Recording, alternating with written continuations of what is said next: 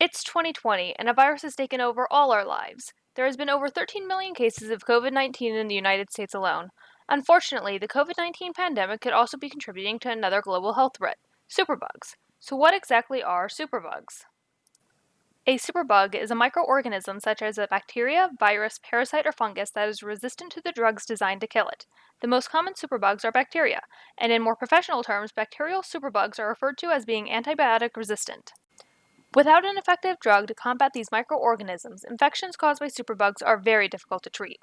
According to the CDC, there are more than 2.8 million cases of antibiotic-resistant infections in the United States and more than 35,000 deaths each year.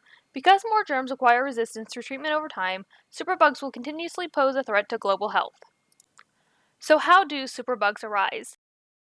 The overuse of antibiotics has been the leading cause of superbugs and more specifically antibiotic resistance.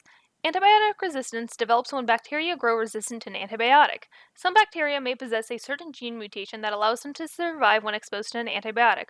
Where other bacteria without this mutation die, the antibiotic resistant bacteria are able to thrive and multiply. The problem of antibiotic resistance is worsened by both the overprescription and incorrect prescription of antibiotics. They're also widely used in agriculture where they are given to livestock to prevent infection.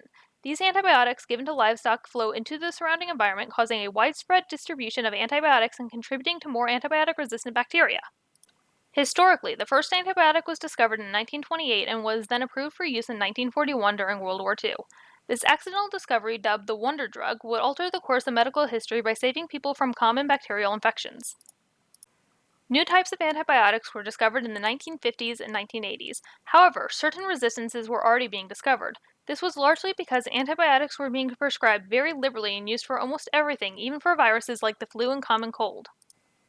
Over time, with the lack of knowledge in taking antibiotics, patients tend to use prescriptions ineffectively, contributing to the rise in superbugs and the current problems we now have. Today, there are several common superbugs.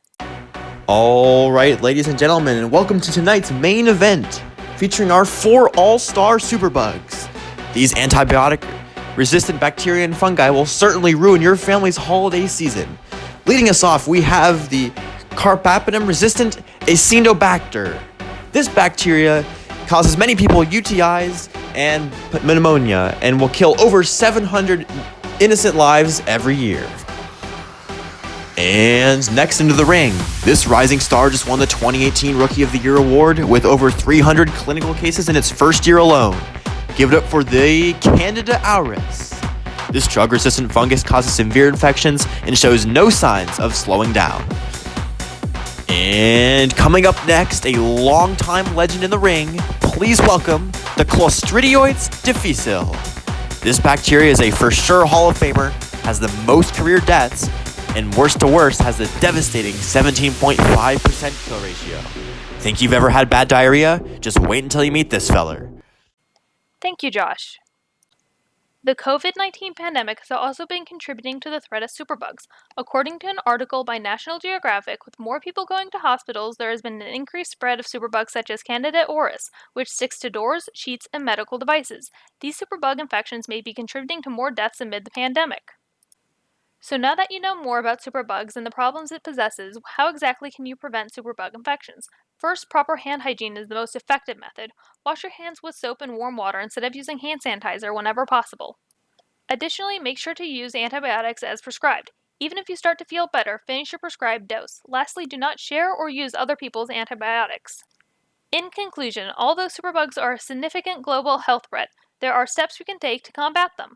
Hopefully one day, superbugs and COVID-19 will not be the pervasive health threats they are today.